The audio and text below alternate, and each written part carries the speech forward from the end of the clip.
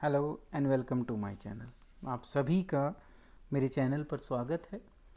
Class 11 business study topic व्यवसाय अध्ययन, जिसको हम हिंदी में कहते हैं, यूनिट 5 चल रही है। और ई बिज़नेस हमारा ये यूनिट 5 है, ई व्यवसाय। इसमें आज हम पढ़ेंगे बेनिफिट ऑफ ई बिज़नेस या ई व्यवसाय के लाभ, अगर हिंदी में बात करें तो। और क्योंकि इस साल सीबीएसई ने सिलेबस रिड्यूस किया है, इसलिए आज की इस वीडियो में जो है हमारा ये यूनिट कवर हो जाएगा पूरा। इतना ही आपके इस साल के कोर्स में आएगा। इस वीडियो के अंत में मैं अपनी इस पूरी पीपीटी की पीडीएफ अटैच कर दूंगा, सो दैट आप उसको नोट्स के रूप में यूज़ कर सकें। तो आज हम अपनी वीडियो को अब शुरू करते हैं, जिसमें हम देखेंगे कि ई बिज़नेस क्या था। वो हमने लास्ट क्लास में समझ लिया था, तो मीनिंग हमने लास्ट क्लास में कर लिया था, लास्ट वीडियो में, जो ऑलरेडी अवेलेबल है चैनल पर, आप जाकर देख सकते हैं। साथ ही साथ हमने इसकी स्कोप भी कर ली थी, जहां पर हमने 4 प्रकार की चीज़ पढ़ी थी: B2B, B2C, C2C और इंट्रा बी। तो ये स्कोप के अंदर थी चीज़ें, सभी कॉमर्स के साथ जुड़ी हुई थी, तो ये हमने वहाँ पे पढ़ी। आज हम अब पढ़ेंगे कि इसकी फ़ायदे क्या हैं, ई बिज़नेस क्यों ज़रूरी है। तो देखिए, हम शुरू करते हैं। तो सबसे पहले बेनिफिट की तरफ अगर हम चलें, तो सबसे पहला ई व्यवसाय का या ई बिज़नेस का बेनिफिट है, वो ये है कि ई बिज़नेस को स्टैब्लिश करना, बनाना, संगठित करना या गठन करना उसका आसान है। साथ ही साथ हमें पैसे की रिक्वायरमेंट भी दूसरे टाइप ऑफ बिज़नेस, जहाँ पर हम फिज़िकली एक दूसरे से जुड़ते हैं, वहाँ पर वो ज़्यादा होती है। तो चाहे ई बिज़नेस के अंदर उसको शुरू करना हो, बहुत आसान है। काफ़ी चीज़ें हमसे हट जाती हैं जो एक नॉर्मल बिज़नेस को ज़रूरत होती है। उसको डिफरेंट जगह अपनी ब्रांचेस भी खोलनी पड़ती हैं, डिफरेंट काइंड ऑफ परमिशन लेनी पड़ती हैं। तो ई बिज़नेस के अंदर वो बहुत आसान हो जाता है उन सारी चीज़ों को पूरा करना। बस हाँ, हमें लीगल फॉर्मेलिटी जो नेसेसरी हैं वो तो पूरी करनी पड़ेंगी, पर बाकी दिक्कत नहीं आती। तो इसलिए इसको बनाना बहुत आसान है। साथ ही साथ पैसे की रिक्वायरमेंट भी उतनी ही कम हो जाती है, क्योंकि हमें डिफरेंट ब्रांच नहीं खोलनी, डिफरेंट ब्रांच पर डिफरेंट एम्प्लॉय नहीं चाहिए, जो फिक्स्ड जो हमारे खर्चे होते हैं वो नहीं होते। तो उसकी जगह बस हम एक गोडाउन से और एक अपना ऑफिस से काम चला सकते हैं। तो अगर हम कंपेयर करें कि इन्वेस्टमेंट, तो वो बहुत कम चाहिए। जितनी भी एक्टिविटीज़ एक बिज़नेस को करनी होती हैं, अगर वो एक नॉर्मल बिजनेस कर रहा है, तो उसके कंपैरिजन आप देखोगे तो इनको इन्वेस्टमेंट की रिक्वायरमेंट भी क्या होती है, कम होती है। पहला फ़ायदा। दूसरे की तरफ चलें तो इसको इस्टेब्लिश करना, इसको रन करना, इससे कस्टमर तक जुड़ना वो बहुत आसान है, सुविधाजनक है, कन्वीनियंट है, क्योंकि हम 24/7 उनके साथ जुड़े रह सकते हैं, 365 डेज उनके साथ जुड़े रह सकते हैं। तो वो बिज़नेस में कस्टमर को अलाउ करता है कि वो शॉपिंग जब मन करे उनका, जब कर सकते हैं, एज़ पर देयर कन्वीनियंट वो क्या कर सकते हैं, डील कर सकते हैं। जो परचेस करना चाहें वो कर सकते हैं, जो भी कम्युनिकेशन करना चाहें वो कर सकते हैं। तो ई बिज़नेस जो है वो बहुत सुविधाजनक एक जरिया होता है कस्टमर का कस्टमर से जुड़ने का, बिज़नेस का बिज़नेस से जुड़ने का, बिज़नेस का कस्टमर से जुड़ने का, और बिज़नेस का अपने अंदर जो इंटरनल मैनेजमेंट है उससे जुड़ने का। तो ये बहुत एक कन्वीनियंट माध्यम होता है। नेक्स्ट चलें तो वो है स्पीड। तो आप पाओगे कि यहाँ पर स्पीड जो होती है, लिखा हुआ है, देखिए, the time taken to complete a cycle. Cycle का मतलब जहाँ जब प्रोडक्शन होता है और उसके बाद कस्टमर तक चीज़ें पहुँचने की बात करें तो वो साइकिल होती है। तो ऐसे डिफरेंट काइंड ऑफ साइकिल्स बनती हैं। तो उस एक पर्टिकुलर साइकिल को कंप्लीट करने का, जब ओरिजिन से, जहाँ से वो यहाँ से शुरू हुई है, यहाँ से इस साइकिल को जो मैं पूरा करता हूँ, अब साइकिल शुरू कहाँ होगी, सबसे पहले डिमांड आएगी। ठीक है, तो सबसे पहले डिमांड आई, तो उसको फुलफ़िल करने के लिए जो समय लगता है, मतलब कि अगर मैं बेचने वाला हूँ और एक कंज्यूमर ने मुझे डिमांड दी कि भाई मुझे ये प्रोडक्ट चाहिए, तो मैं उसको, उस प्रोडक्ट को बनाकर, बेचकर या ख़रीद कर, जैसे भी मैं करूँ, उसकी डिलीवरी में जो समय लगता है वो उतना ही कम लगता है। तो वो बहुत रिड्यूस हो जाता है एज़ कंपेयर अगर हम करें एक नॉर्मल बिजनेस से, due to the transformation of business process from being sequential to becoming a parallel और साइमल्टेनियस। तो देखिए जब भी एक मैन्युफैक्चरर को अगर हम बात करें, ये उन्हीं के लिए कह रहे हैं असल में, एक नॉर्मल बात करें तो हम मार्केट में जाएं तो हम ज़्यादा आसानी से सामान खरीद सकते हैं ऑनलाइन ऑर्डर देने से। तो पर यहाँ वो कह रहे हैं कि अगर कोई मैन्युफैक्चरर है और उसके पास कोई ऑर्डर आता है, पहले क्या होता था, ऑर्डर आता था मिडिलमैन के थ्रू। पहले रिटेलर बताता था कि भाई तुम्हें जो है प्रोडक्शन करना है, रिटेलर होलसेलर को बताता था, होलसेलर क्या करता था, अपने मैन्युफैक्चरर को बताता था। पर अब सीधा जो है कंज्यूमर डायरेक्ट जो है ऑर्डर किसको दे रहा है, मैन्युफैक्चरर को। तो वो जो स्पीड है, जो पहले सीक्वेंशियल था कि यहाँ से यहाँ जाएगा, फिर यहाँ, फिर यहाँ, फिर यहाँ, वो सीक्वेंस टूटकर पैरेलल हो गया, सीधा आपस में आमने सामने बात हो रही है। तो इस वजह से जो है काम की मैन्युफैक्चरर के पॉइंट ऑफ व्यू से सोचें तो स्पीड बढ़ गई है, तो ये फ़ायदा है। नेक्स्ट चलें तो ग्लोबल रीच है, तो इसको तो आप अपने आप ही समझ गए होंगे कि through the use of internet, या कहें कि हम जिसको हम 3W कहते हैं, वर्ल्ड वाइड वेब, इसके माध्यम से हम पूरी दुनिया के साथ जुड़ जाते हैं। तो हम अपनी जो पहुंच है, अपनी हर टाइप की पहुंच, वो पूरे विश्व के साथ कर सकते हैं। तो इंटरनेट ने ये करा है कि उसने सारी बाउंड्री तोड़ दी है, अब कोई सीमा नहीं है, आप बिना सीमाओं के डीलिंग कर सकते हैं। तो एक हैंड है जहाँ पर वो सेलर को एसेस करता है ग्लोबल मार्केट का, पूरी विश्व की मार्केट उसके सामने खुलकर आ जाती है सेलर के सामने। दूसरा ये भी इसका एक पक्ष है कि जो एक बायर है, मतलब कि एक कंज्यूमर है, उसके पास भी फ्रीडम आ गई कि वो जो डिफरेंट अवेलेबल प्रोडक्ट हैं जो उसको एक नॉर्मल मार्केट में नहीं मिलते थे, वो भी अब वो इस इंटरनेट के माध्यम से प्राप्त कर सकता है, देख सकता है, समझ सकता है। तो उसकी भी पहुंच पूरे विश्व के साथ जुड़ गई। बेचने वाले की तो जुड़ी जुड़ी है, खरीदने वाले की भी जुड़ी है। तो क्योंकि यहाँ ई बिजनेस की बात की जा रही है, तो कस्टमर भी उतना ही इम्पोर्टेंट है। तो ग्लोबल रीच हो गई है दोनों की ही। अब नेक्स्ट आता है कि movement towards paperless society. Paper की जरूरत नहीं है आपको, हर चीज़ के लिए जो है परमिशन की जरूरत नहीं पड़ती है आपको, हर चीज़ के लिए जो है ऑर्डर नहीं देना पड़ता, लिखित में नहीं देना पड़ता, आपको ऑर्डर भेजना नहीं पड़ता, इंडेंट नहीं करना पड़ता। बहुत सारे काम ऐसे होते हैं जो पहले पेपर वर्क चलता था, अगर गवर्नमेंट डिपार्टमेंट में बोले तो और भी ज़्यादा था, तो वहाँ वो चीज़ें अब कम होती जा रही हैं। तो use of internet has considerably reduced dependence on paperwork and the attendant of red tape, लाल फीता शाही जो थी कि पहले आपको उनसे परमिशन लेनी है, फिर उनसे परमिशन लेनी है, जब एक पूरी प्रोसेस के थ्रू वो गुजरता था, जब जाकर वो काम हो पाता था। और सारे काम क्योंकि फिजिकली होते थे तो समय भी लगता था, तो अब वो कम होता जा रहा है through the use of electronic माध्यम। अब हमें ऑर्डर अगर कहीं भेजना है तो हम इंस्टेंटली भेज सकते हैं, उसको पहुंचाने के लिए हमें डिफरेंट कम्युनिकेशन के या ट्रांसपोर्टेशन के जो मोड है उनको यूज़ करने की ज़रूरत नहीं पड़ती। तो e commerce tools are affecting the administrative reform aimed at speeding up the process of granting permission, approval, licence. आप देखोगे कि अगर किसी भी डिपार्टमेंट में जाओ, अब वो चाहे आप एक प्राइवेट ऑर्गेनाइजेशन को ले लो, चाहे एक गवर्नमेंट ऑर्गेनाइजेशन को ले लो, पहले बहुत सारे काम, अगर आपको एक नाम भी चेंज कराना होता था तो उसमें भी हमें कई चक्कर काटने पड़ते थे, कई टाइप के कागज़ जमा कराने पड़ते थे, जब जाकर वो हो पाता था। आज की डेट पे देखो तो आप आधार में अगर मुझे एड्रेस चेंज करना है तो मैं घर पर बैठ के कर सकता हूँ। किसकी वजह से? इसी ई बिज़नेस की वजह से। तो आप पाओगे कि बहुत सारी जो पहले रिस्ट्रिक्शन होती थी वो अब हटती जा रही हैं। इसका मतलब हम पेपरलेस सोसाइटी बनते जा रहे हैं। पेपरों का उपयोग फिजिकल फॉर्म में ना करके भी हम जो हैं अपने काम बहुत इजीली कर पा रहे हैं। आप देखोगे तो घर बैठे हम पासपोर्ट के लिए अप्लाई कर सकते हैं, ठीक है। तो पहले हमें पूरे चक्कर काटने पड़ते थे, पेपर वहाँ जमा कराने पड़ते थे, डिफरेंट काइंड ऑफ फॉर्मेलिटीज़ को पूरा करना पड़ता था। अब हम इजीली उनको अपने घर से पूरे कर लेते हैं। तो आप देखोगे बहुत सारी जगह पर हम पाएंगे कि पेपरलेस सोसाइटी हमारी होती जा रही है।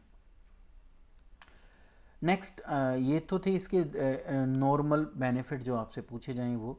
बट कभी कभी क्या कर देते हैं पेपर में कि वो आपको कह देते हैं कि पॉइंट बताओ हमें कि व्यापार को या व्यवसाय को ई बिजनेस के क्या फ़ायदे हुए। तो आप पाओगे, तो ये 6-7 मैंने यहाँ लिए हुए हैं, आपके जब भी आएंगे तो मैक्सिमम 3 नंबर के आएंगे बिजनेस के और 3 नंबर के आएंगे कंज्यूमर के। तो पहले हम इन 6 को देख लेते हैं from the point of view of business. वो एक्सपेंड कर देते हैं, उनकी मार्केट बाजार जो बढ़ जाता है, विस्तृत हो जाता है उनका बाजार। अब वो नेशनल तक सीमित नहीं रहता बल्कि कि इंटरनेशनल मार्केट भी उसकी हो जाती है। तो विस्तृत पकड़ हो जाती है, पहुंच हो जाती है, बाजार पर रीच हो जाती है। दूसरा है कि gradual decline in the cost of operation. आप देखोगे कि तो ई व्यवसाय में मुझे नई जगह पर जाकर अपनी ब्रांच स्टैब्लिश नहीं करनी, डिफरेंट फिक्स्ड एक्सपेंसेस को खर्च नहीं करना, तो इस वजह से कॉस्ट ऑफ ऑपरेशन भी मेरी डिक्लाइन होती है। फैसिलिटेट पुल सप्लाई चेन मैनेजमेंट, आपूर्ति श्रृंखला प्रबंधन को पुल की सुविधा देता है, क्योंकि इजीली हम ट्रैक कर पाते हैं कि कितने की सप्लाई हमें कब चाहिए और कैसे चाहिए। तो एक ये फ़ायदा बेनिफिट मिलता है कि हम इजीली ट्रैक कर पाते हैं कि हमें कब कहाँ कितनी सप्लाई करनी है। नेक्स्ट देखें तो कॉम्पिटिटिव एडवांटेज मिलती है अपने कॉम्पिटिटर पर। अगर हम इलेक्ट्रॉनिक सेवी हैं, मतलब कि हम इलेक्ट्रॉनिक माध्यम का उपयोग कर पाकर अपने काम कर रहे हैं, तो हमारी पहुंच जो है वो उन सबसे ज़्यादा है जो कॉम्पिटिटर इसका उपयोग ढंग से नहीं कर पा रहे हैं। तो ये हमें एक एडवांटेज भी प्रदान करता है अपने प्रतिस्पर्धियों में। फिर है टाइम मैनेजमेंट प्रॉपर हो पाती है, क्योंकि हम हर चीज़ को आज के समय में ट्रैक कर सकते हैं थ्रू डिफरेंट सॉफ्टवेयर। और सपोर्ट बिजनेस प्रोसेस इम्प्रूव होती है। तो दोनों काम होते हैं, प्रॉपर टाइम मैनेजमेंट भी होती है और सपोर्ट ऑफ बिजनेस प्रोसेस का भी हमें मिलता है। तो उचित समय प्रबंधन होता है, साथ ही साथ व्यावसायिक प्रक्रियाओं का समर्थन भी हमें मिल पाता है। जितनी छोटी फर्म है को एग्जिस्ट विद बिग फर्म, तो बड़ी फर्म जो है छोटी फर्म को टिकने नहीं देती थी पहले, क्योंकि डिफरेंट जो टेक्निक्स हैं वो यूज़ करते थे और उनको मार्केट छोड़कर जाना पड़ता था।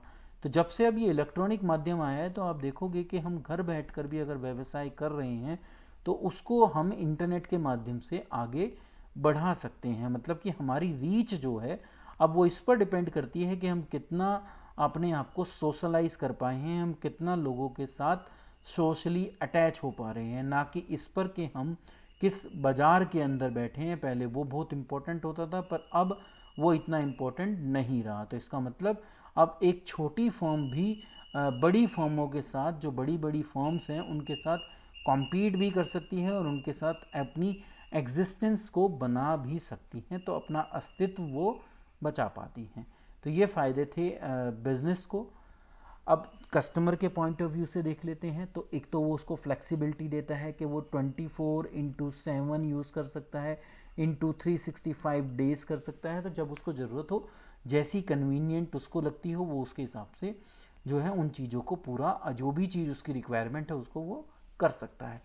दूसरा है कि उसको, क्योंकि इतना ज़्यादा कंपटीशन हो गया, बिग फर्म छोटी फर्म, तो कॉम्पिटिटिव प्राइस उसे मिलता है, डिस्काउंट उसे मिलता है, वेव ऑफ मिलता है उसे। तो डिफरेंट काइंड के जो प्रतिस्पर्धी मूल्य छूट होते हैं वो उस तक पहुंच पाते हैं। ठीक है, क्योंकि अब उसके सामने पूरा विश्व खुला हुआ है, तो उनको प्राइस की ज़्यादा अवेयरनेस भी हो जाती है। उसके बाद ऑप्शन ज़्यादा है, पहले से ख़रीदने के चॉइस ज़्यादा हैं, तो जैसा वो प्रोडक्ट चाहे वैसा अब उसको ईजिली मिल जाता है। पहले वो ज़्यादा जगह पर ढूंढ नहीं पाता था और उसके जहाँ जो मिल रहे हैं वो उतने टाइप के अवेलेबल नहीं होते, तो उसके पास चॉइस भी पहले कम थी, अब ज़्यादा है। क्विक और टाइमली डिलीवरी हो जाती है डिजिटल उत्पाद की, डिजिटल प्रोडक्ट की। तो ये कहीं ना कहीं पूरी तरह से सही नहीं है, पर फिर भी हो जाती है। मतलब कि पहले हमें एक प्लान कर कर घर से चलना पड़ता था, अगर समय नहीं मिल पाता था तो हम काम नहीं कर पाते थे। अब हम देखेंगे तो हम घर बैठे भी जो है या अपने ऑफिस में बैठे भी बुकिंग करा सकते हैं और वो सही समय पर आजकल विद इन 1 to 2 डेज़ जो है डिलीवरी हो जाती है। तो आपको आसानी से डिलीवरी आज के समय में अवेलेबल हो पा रही है। एम्प्लॉयमेंट पोटेंशियल बढ़ी है, रोज़गार बढ़ा है, रोज़गार के जो ऑप्शंस हैं वो बढ़े हैं। अब आप देखोगे कि तो कई प्रकार के ऑप्शन जो रोजगार के साधन हैं वो इसके साथ जुड़े हुए हैं। अब जितनी ये ऐप देख लीजिए आप, एक टैक्सी थी ओला उबर, इन्होंने क्या किया है, इन्होंने सिर्फ जो नॉर्मल पहले से चलाने वाले चाहे वो ऑटो रिक्शा चालक हो, चाहे वो गाड़ी चलाने वाले ड्राइवर हो, उन सबको एक दूसरे से जोड़ दिया है। ठीक है, तो अब लोग नए नए लोग भी जो हैं अपनी गाड़ी लेकर ओला और उबर के साथ जुड़ रहे हैं, तो एम्प्लॉयमेंट पोटेंशियल भी डिफरेंट काइंड में बढ़ती है। अब वो चाहे डिलीवरी बॉय हो, चाहे वो कितनी भी हो, मतलब कि डिफरेंट काइंड ऑफ जो एम्प्लॉयमेंट अपॉर्चुनिटीज़ हैं वो भी मिलती हैं। तो कस्टमर को एक ये भी फ़ायदा होता है। फिर है फैसिलिटेट ई ऑक्शन इन ई टेंडर। आप नीलामी घर से कर सकते हो, आप उस नीलामी में पार्टिसिपेट कर सकते हो।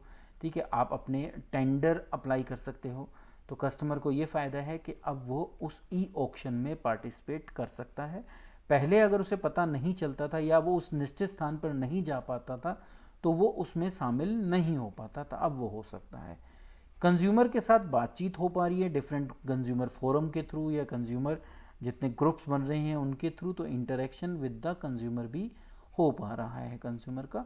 ठीक है, और एक जो है उसका व्यापक पहुंच हो गई है, उसकी वाइडर आउटरीच हो गई है। अब वो पूरे विश्व के साथ ईजिली जुड़ पा रहा है। जितने भी बैरियर होते थे, चाहे लैंग्वेज के हों चाहे किसी और चीज़ के हों, वो सब हट चुके हैं। तो ये फ़ायदे थे ई बिज़नेस के एक कंज्यूमर को।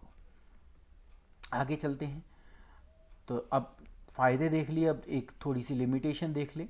तो चाहे ये पेपर में चाहे कोर्स में ना लिखी हो, पर लिमिटेशन हमें आनी चाहिए। तो सबसे पहले लिमिटेशन यही है कि अगर हम देखें तो लो पर्सनल टच है।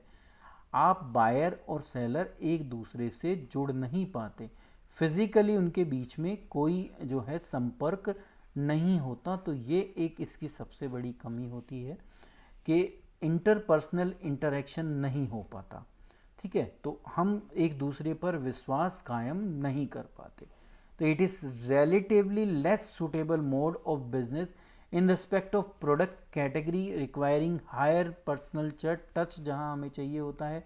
अब वो चाहे गारमेंट हो, क्योंकि कपड़ा खरीदने से पहले हम जब तक उसको छू नहीं लेते हमें उसकी क्वालिटी का इतने आसानी से पता नहीं चल पाता। ऐसे ही जो टॉयलेटरीज प्रोडक्ट हैं या इस जैसे और विभिन्न प्रोडक्ट हैं, उनके बारे में हम जब तक पर्सनली उनको देख ना ले, समझ ना ले, जब तक परचेज नहीं करते, तो ऐसे बिजनेस में ई बिजनेस इतना ज़्यादा सक्सेसफुल नहीं हो पाता।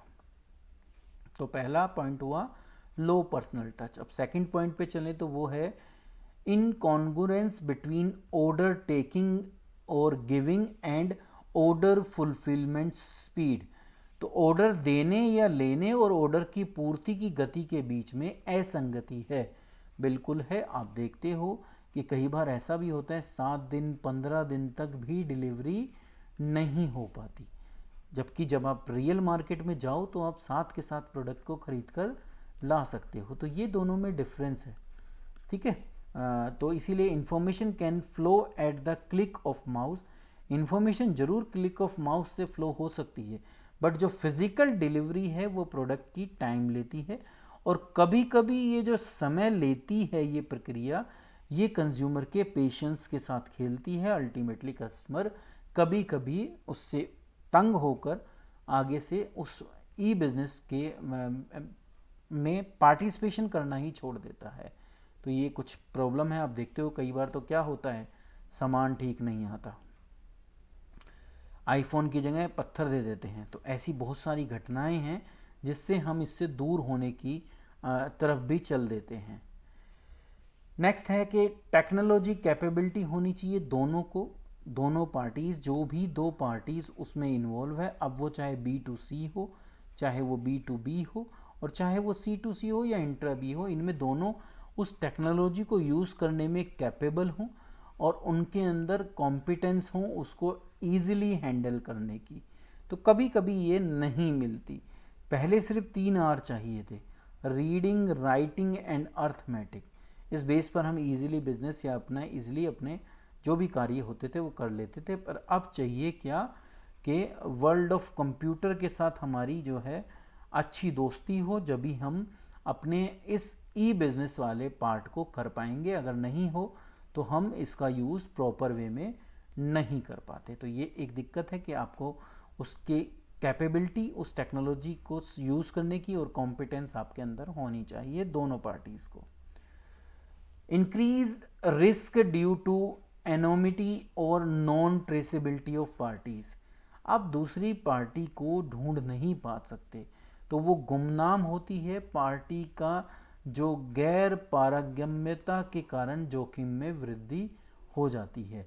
मतलब कि आप वो उनको ईजिली ट्रेस नहीं कर पाओगे, उनकी लोकेशन को नहीं पहचान पाओगे, उनकी आइडेंटिटी को नहीं पहचान पाते।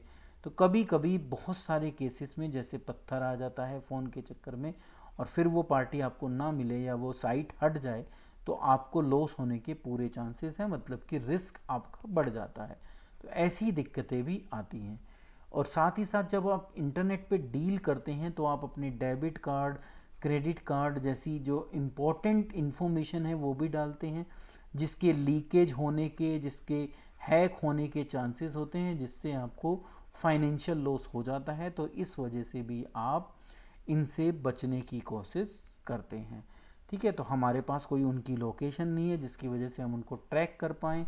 ठीक है, तो कभी कभी ये रिस्कियर हो जाता है उनके साथ ट्रांजैक्शन करना ऑन इंटरनेट। तो ये एक कमी है जिसका सामना हम कर रहे हैं। अच्छा एक इंटरनेट सिक्योरिटी प्रोवाइड करने की कोशिश की जा रही है सरकार के द्वारा, बट अभी थोड़ी दिक्कतें हैं। लोग रेजिस्ट करते हैं डिफरेंट वजह से कि नई टेक्नोलॉजी को हम यूज़ नहीं करते, हम उसको जानते नहीं हैं। तो अलग अलग बहाने या कह सकते हैं अलग अलग रीजंस हो सकते हैं। इनसिक्योरिटी के भी सेंस होता है कि भाई सुरक्षित नहीं है, डाटा लीक हो सकता है, हैक हो सकता है, फाइनेंशियल लॉस हो सकता है। तो पीपल जो हैं, जो एक कंपनी ई बिज़नेस की तरफ जाना चाहती है, लोग उनको रोकते हैं, क्योंकि जब कोई माल खरीदेगा ही नहीं उस माध्यम से तो वो उस ई बिज़नेस का करेंगे क्या। तो ये कुछ समस्याएं हैं कि पीपल रेजिस्ट भी करते हैं और उनके कई जगह रीज़न बिल्कुल वैलिड भी होते हैं। तो ये कुछ कमियां थी, लिमिटेशन थी ई बिज़नेस की। अब जो हमारा नेक्स्ट टॉपिक है वो है कि ट्रेडिशनल बिजनेस और ई बिज़नेस में क्या डिफरेंस है, तो उनको हम यहाँ पर समझेंगे। ईज़िली मैंने कोशिश की है आपके सामने उतने पॉइंट लिए जाएं जो ईज़िली आप लिख पाओ, ईज़िली आप समझ पाओ। तो देखिए सबसे पहले ईज़ ऑफ फॉर्मेशन। तो इसको बनाना, इसका गठन करना थोड़ा डिफ़िकल्ट होता है, जबकि ई बिज़नेस को स्टैब्लिश करना बहुत आसान होता है। तो इसका कठिन है और इसका आसान सिंपल है। फिजिकल प्रेजेंस आप देखोगे ट्रेडिशनल में होती है, होगी, बायर और सेलर एक जगह मिलेंगे, यहाँ वो ज़रूरी नहीं होता। Cost of setting a business को स्थापित करने में जो पैसे लगते हैं तो आप पाओगे यहाँ ज़्यादा लगेंगे। जहाँ आप ब्रांच खोलोगे वहाँ पर आपको एक लोकेशन भी चाहिएगी, एक स्थान भी चाहिएगा, एम्प्लॉय भी चाहिएंगे, तो आपके खर्चे बढ़ जाते हैं। यहाँ वो कम होती है क्योंकि फिजिकल फैसिलिटी हमें देनी ही नहीं पड़ती। इस वजह से लोकेशनल रिक्वायरमेंट मतलब कि स्थानीय आवश्यकता, आपकी लोकेशन, तो यहाँ होती है proximity to the source of raw material और the market for the product. आपको दोनों चीज़ें चाहिए कि रॉ मटेरियल आपके पास कहाँ से आएगा वो भी आपको पता होना चाहिए, आप अपने प्रोडक्ट को कहाँ बेचोगे, किस मार्केट में बेचोगे वो भी आपके पास होनी चाहिए। तो आपके पास आपको लोकेशनल रिक्वायरमेंट होती है, यहाँ वो नहीं होती। कोई भी कहीं से बेच सकता है और कोई भी कहीं से खरीद सकता है। नेक्स्ट चले तो opportunity for physical pre sampling of product. आप पहले सैंपल चेक कर सकते हो। तो देखोगे ट्रेडिशनल में ये पॉसिबल है, आप जाकर चेक कर सकते हो, टेस्ट भी कर सकते हो। जो टेस्ट करने वाली चीज़ें हैं, जो वैसे चेक करने वाली हैं वो वैसे कर सकते हो। ई बिज़नेस में वो आपके पास अपॉर्चुनिटी नहीं होती। सरकारी संरक्षण प्राप्त है या नहीं है, पेट्रोगॉन्स है गवर्नमेंट का या नहीं है, तो आप पाओगे कि यहाँ वो सिकुड़ता जा रहा है, श्रिंक होता जा रहा है। यहाँ इस समय ज़्यादा है क्योंकि गवर्नमेंट खुद चाहती है कि इलेक्ट्रॉनिक वे ऑफ जो बिज़नेस है उसको बढ़ावा दिया जाए। तो इसीलिए डिफरेंट काइंड ऑफ चार्जेस जो बैंक लेता है उनको वेव ऑफ किया जा रहा है। डिफरेंट जो है स्कीम चलाई जाती हैं सो दैट आप इलेक्ट्रॉनिक वे को यूज़ करें। तो गवर्नमेंट का संरक्षण इस समय ई बिजनेस की तरफ ज़्यादा है। ईज ऑफ गोइंग ग्लोबल, वैश्विक होने में आसानी तो आप पाओगे यहाँ ज़्यादा है, क्योंकि आप इलेक्ट्रॉनिक वे में या वर्ल्ड वाइड वेब के थ्रू पूरी दुनिया के साथ जुड़ सकते हो। यहाँ वो आपको कम मिलेगा, क्योंकि आपको फिजिकली ब्रांच खोलनी पड़ेगी। अपॉर्चुनिटी फॉर इंटरपर्सनल टच, पारस्परिक संपर्क का अवसर यहाँ बहुत ज़्यादा है। यहाँ है ही नहीं, लेस तो क्या कहें कि बिल्कुल है ही नहीं। कभी कभी होता है जो हो पाता है, पर नॉर्मली है ही नहीं। तो ये 8 पॉइंट मैंने लिए थे जो ट्रेडिशनल बिजनेस और ई बिजनेस में आपको डिफ्रेंशिएट बता रहे थे कि क्या क्या हो सकते हैं। कुछ और ऐसे डिफरेंस हैं जो हमारी एनसीईआरटी में गिवन हैं, आप उनको वहाँ से भी लेकर समझ सकते हैं। अब लास्ट आता है कि कुछ ई बिजनेस की एप्लीकेशंस हैं जो मैं कह रहा था आपको इस वीडियो के माध्यम से कि सॉफ्टवेयर अवेलेबल हैं जिनके थ्रू हम डिफरेंट काइंड ऑफ जो रिक्वायरमेंट है बिजनेस की उनको पूरा करते हैं। अब वो चाहे खरीदने की ई प्रोक्यूरमेंट हो, तो it involve internet based sale transaction between business firm, include both reverse auction that facilitate online trade between single business purchaser and many seller. बेचने वाला जो है कई सारे हैं, ठीक है, खरीदने वाला एक है। तो ई प्रोक्यूरमेंट का भी ऑप्शन अवेलेबल है। तो ये एक डिजिटल मार्केट प्लेस होती है जहाँ से ऑनलाइन ट्रेडिंग होती है between multiple buyer and seller. E bidding अभी बता ही रहा था, ई ऑक्शन लगाना आप। तो जो मोस्ट शॉपिंग साइट्स हैं वो कोट योर प्राइस, वो कहती हैं कि आप अपने प्राइस बताइए कि आप कितने पर ख़रीदना चाहते हैं गुड्स को, तो हम वहाँ पर लिख देते हैं। नॉर्मली एयरलाइन टिकट के ऊपर ये ज़्यादा एप्लीकेबल होता है। तो अगर वो कंपनी के उसमें पड़ती है या वो इतने लोग नहीं आते तो जो भी अवेलेबल लोग होते हैं उनको वो दे देते हैं। तो ऐसे भी ऑप्शन इस समय अवेलेबल हैं। ई टेंडरिंग होती है जो हम सबमिट कर सकते हैं ई ऑनलाइन माध्यम से।